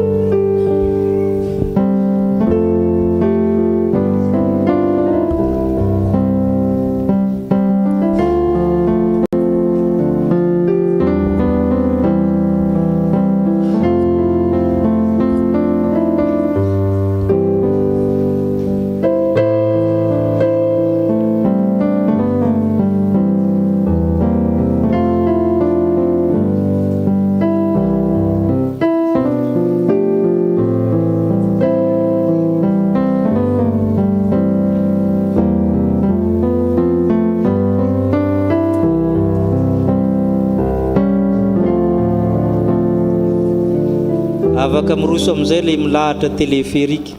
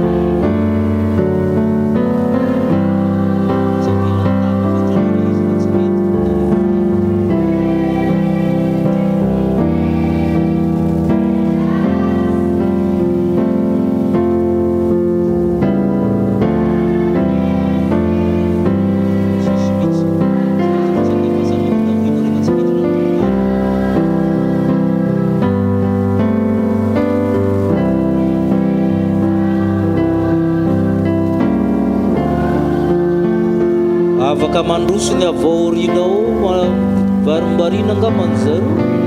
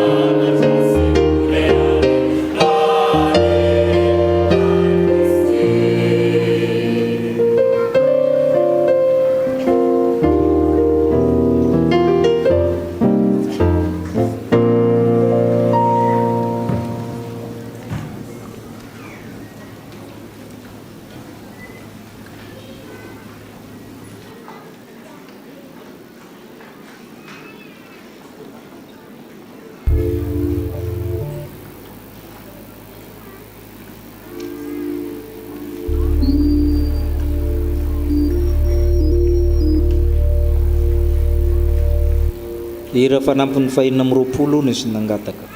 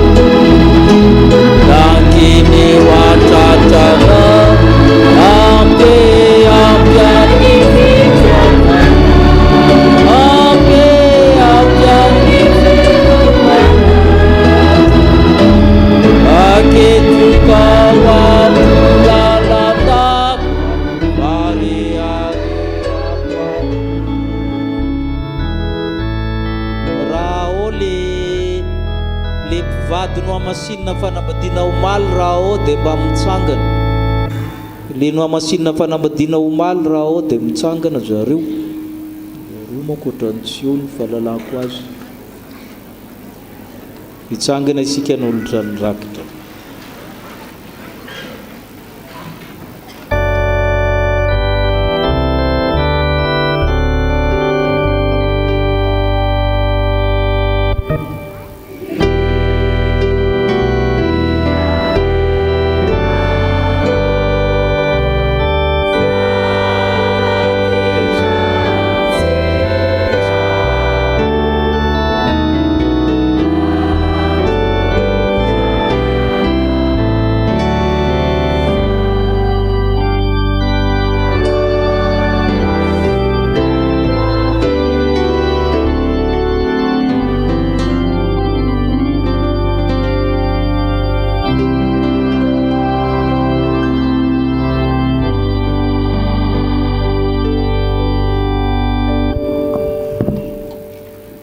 Hitsangana ihany sika ry havana ny hira fa 720 sy 100 ny andininy voalohany sy faharoa no ataontsika mialoha ny tsodrano, ny andininy fahatelo kosa ao arian'ny tsodrano. Israel.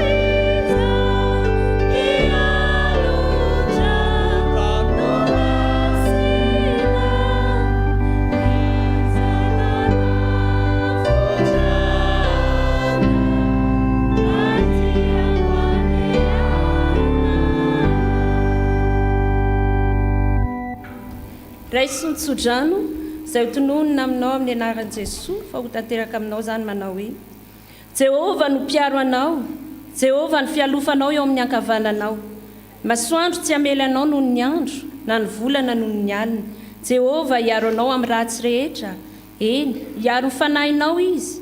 Jehova hiaro anao na miditra na mivoaka hatramin'izao ka ho mandrakizay. Izao no hampingy anao sy valim-pity lehibe indrindra ho anao i Jehova. Amen.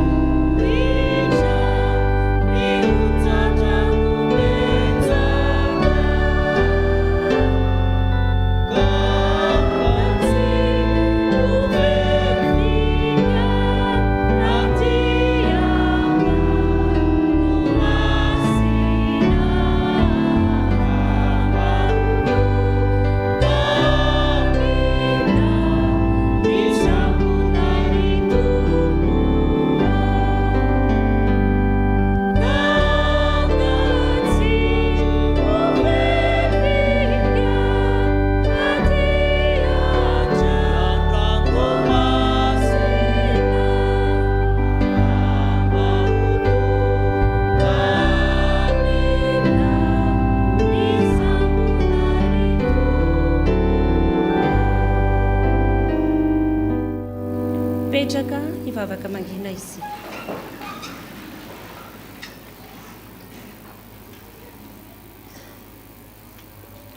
Ary ho an'ny mpanjaka tsy manan-taloha, tsy mety maty, tsy hita dia ho an'Andriamanitra tokana ihany ane ny laza sy ny voninahitra mandrakizay. Amen. Amin'ny anaran'ny Ray sy ny Zanaka ary ny Fanahy Masina. Amen.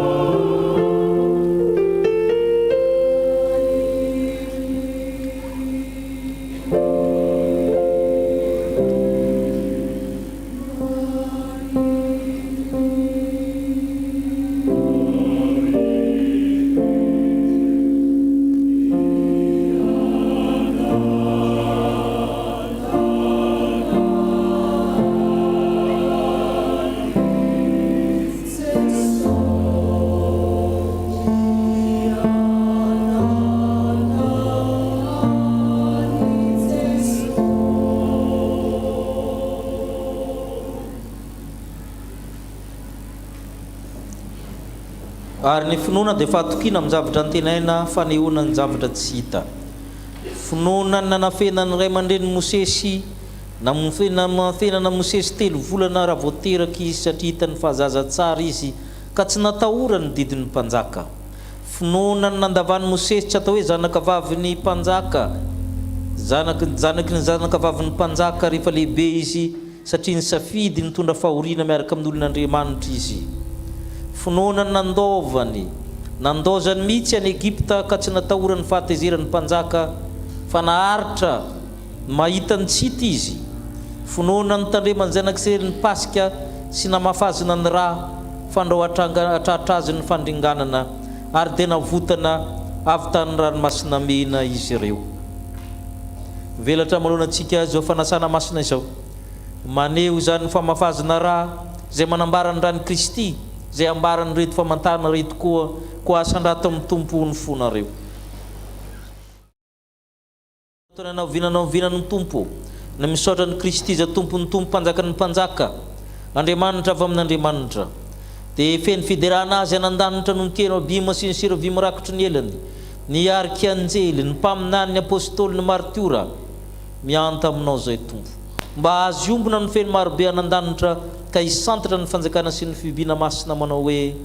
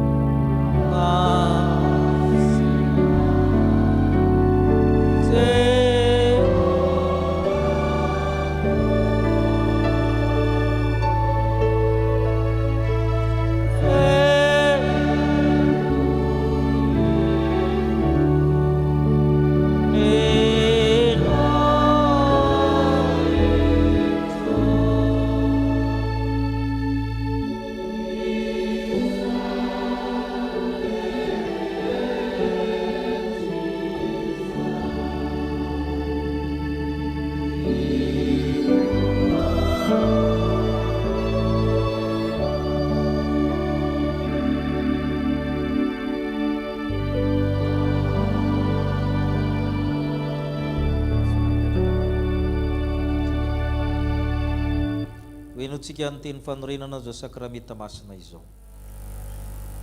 Fa i Jesosy tompo tamin'iny alina iny izay madia anazy dia nandray ny mofo, ka rehefa nisaotra izy dia novakiny ka hoy izy, raiso hany, ity ny tenako izay mena ho anareo, izao no ataovy ho fahatsiarovana ahy. Dia araka izany koa ny kapoaka rehefa nihinana dia hoy izy, misotroa amin'ity ianareo rehetra, fa ity ndrako dia ny amin'ny fanekena vaovao izay alatsaka ho any rehetra ho famiran-kely. Izao no ataovy ho fahatsiarovana ahy, na oviana no misotro ianareo. Fa na oviana ianareo no mihinana itony mofotony sy misotra amin'ny kapoaka dia manambara ilay fahafatesan'ny tompo ianareo mandra-piaviny. Amen. Hivavaka isika hahatsiaro ny asa-pamonjen'i Kristy sady hangataka ny fanahy masina. Tsaronay dia tsaronay tompo, ny famantarana fito ao amin'ny filazantsarany Jaona, zay manambara fa tonga olombelona ianao, nijaly ianao maty, nitsangana tamin'ny maty ary niakatra ao nandanitra, nifony ao ankavanany ray, naniraka ny fanahy masina. Eny miandry mitalao ny fiverenanao zay, ka mialohan'izany mba fenao ny voninahitra ao ny fanatim-pisaoranay ray, ta io tanteraka sakramenta masina hoe Kristy le tokona, Kristy le tanteraka, Kristy le natena ndray mandeha monjy anay teo amin'ny azo fijaliana. Ry tompo ray nan-danitro, oka hiasa aminay ny fanahy masina, le fanahy miara-milaza amin'ny fanahinay fa zanak'Andriamanitra zay, le fanahy amin'ny fahalalana ny Kristy izay mampianatra anay ny Kristy, le fanahy nampiaonanay tamin'ny Kristy, izany fanahy za amin'ny meo anay ahatsarovana tafaray mariny tokoa amin'ny nofo mandrany Kristy. Mianta aminao zay ry fanahy masina, amasino ny mofo manambara amin'ny tenan'ny Kristy, amasino toraka za amin'ny divay manambara andrany Kristy, fa ianao ny mahary, ianao ny mamelona, ianao ny manahy masina sy miaraka amin'ny Kristy ho aminao Andriamanitra rehetra tokoa, mba amin'ny firaisina amin'ny fanahy masina ny ilazy sy ny voninahitra rehetra mandrakizay. Amen. Ny mofo izay vakintsika dia firaisana ny tenan'i Jesosy Kristy tompontsika izay novakinao antsika, satria iray ny ihany ny mofo isika koa dia tena iray ihany isika na dia maro azy, fa isika rehetra dia samy mandray amin'izany mofo iray izany. avokoa. Ny kapoaka fisaorana izay isaorantsika dia firaisana amin'ny rano Jesosy Kristy tompontsika, ndrany fanekena vaovao izay nalatsaka ho antsika. Amen. Hoe Jesosy Kristy tompo, andeha efa voatra avokoa izao ny zavatra rehetra, ho kosa isika hoe jamba teo aloha fa mahiratra izao. Andeha fefa voatra avokoa izao ny zavatra rehetra. Amen. Hipetraka isika amin'ny fizarana ny mofo sy ny kapoaka.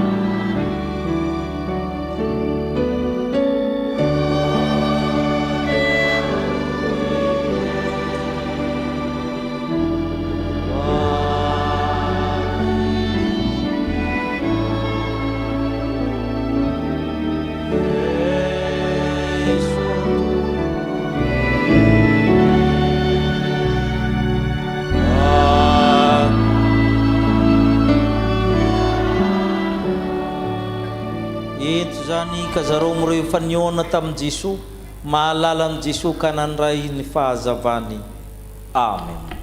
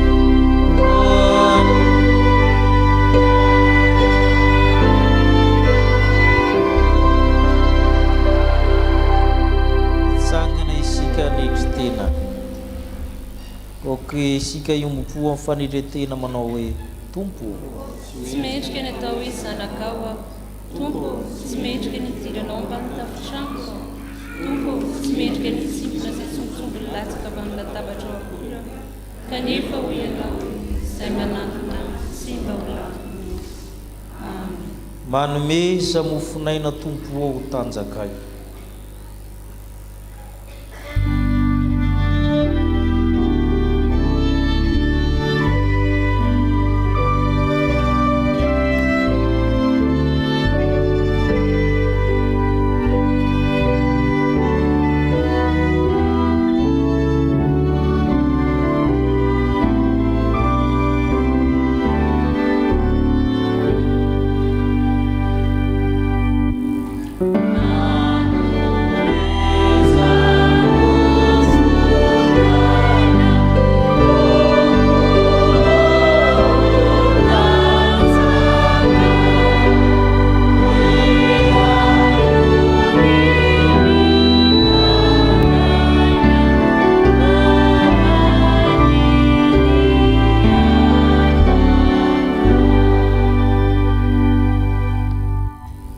Hoy Jesosy Kristy, raiso hany, ity ny tenako, izao no ataovy fahatsiarovana ahy.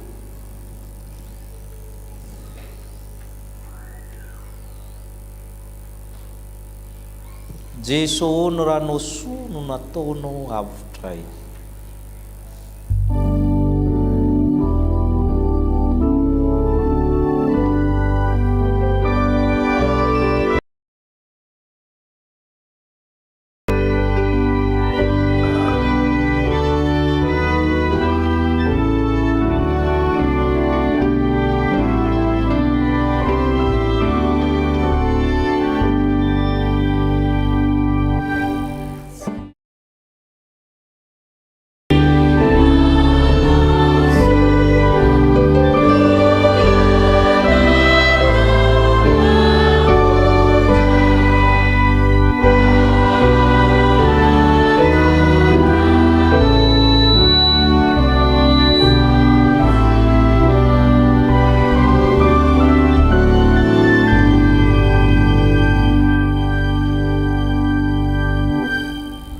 Jesosy Kristy, sotroinareo rehetra ity fahitindrako dia ny amin'ny fanekena vaovao izay alatsaka ho amin'ny maro famelan-keloko. Izao no atao ho fahatsiarovanay, na oviana no misotro ianareo.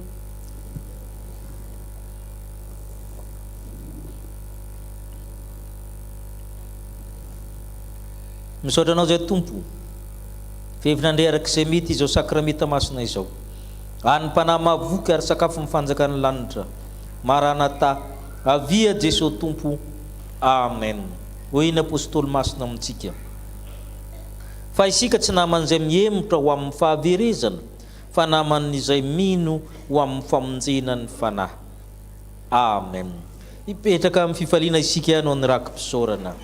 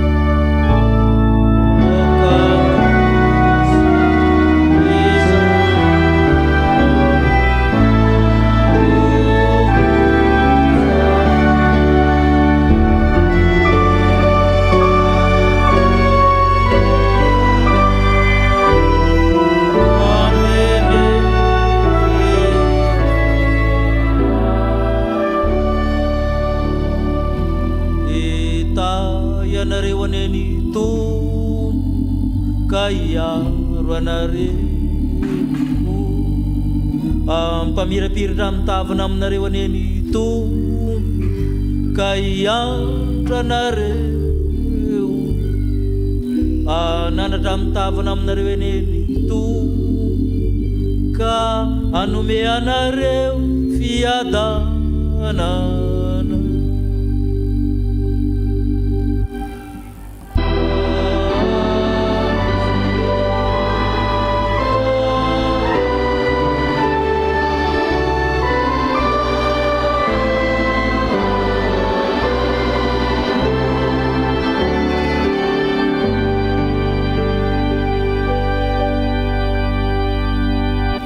Petraka ivavaka mangina isika to. Velo ny finoana ny mpino. Ho an'Andriamanitra ireneny voninahitra amin'ny anaran'ny Ray sy ny Zanaka ary ny fanahy masina. Amen. Mandehana amin'ny fifalian'ny tomponareo.